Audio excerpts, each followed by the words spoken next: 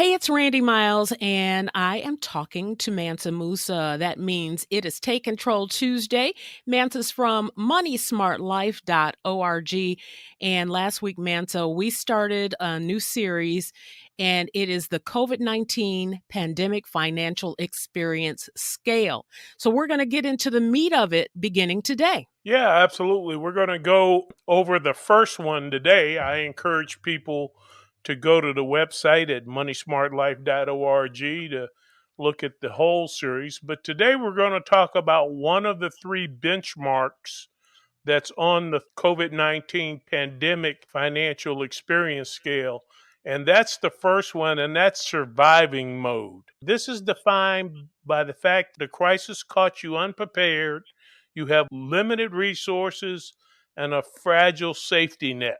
As you look at your situation now and in the near future, things don't look good. Your Right. standard of living has been diminished, your lifestyle is threatened, and quite frankly, you can't see any light at the end of the tunnel. Those are the kind of people we're talking about in the surviving mode. And unfortunately, there are a whole lot of those people when there are 30 million people unemployed. We want to give them a strategy on how to come out of this thing. So basically, Randy, at this point, the situation is so bad they need a miracle.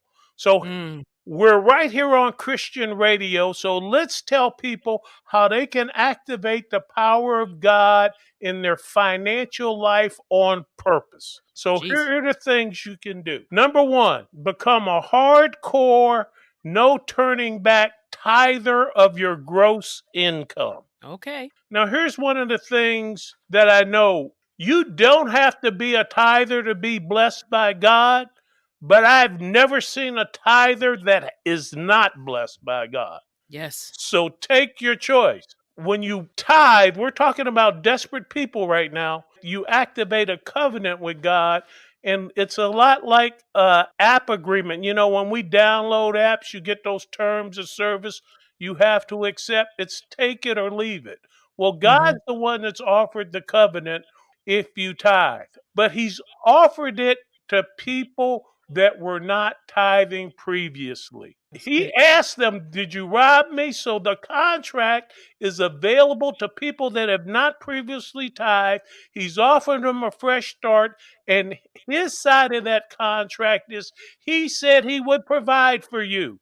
When I made this decision 40 years ago to become a tither, I told God that if you bless me, I'll go tell it. And if you don't bless me, I'll go tell that too. Now, that's not a threat to God. That was a promise to give him a Yelp review. And Wow. baby, it's 5 stars, great customer service. I've Amen. never regretted that decision, and I've never looked back.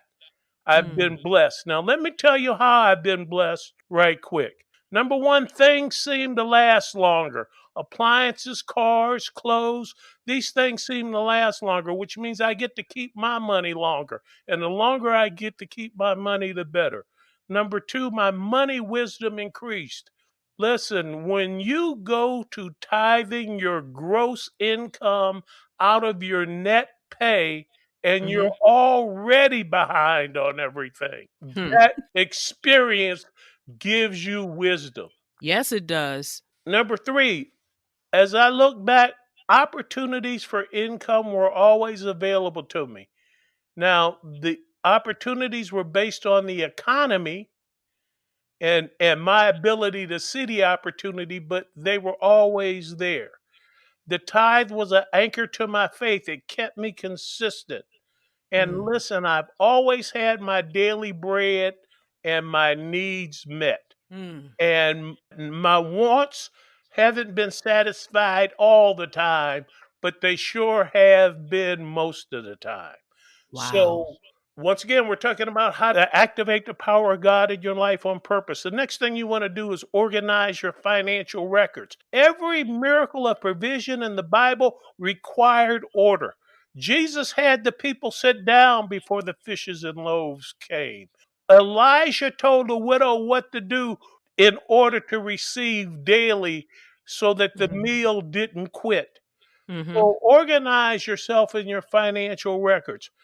Get your eyes off the promise and get them on the promise keeper. Ooh, That's the next step. Listen, you don't give to get, you give to honor God.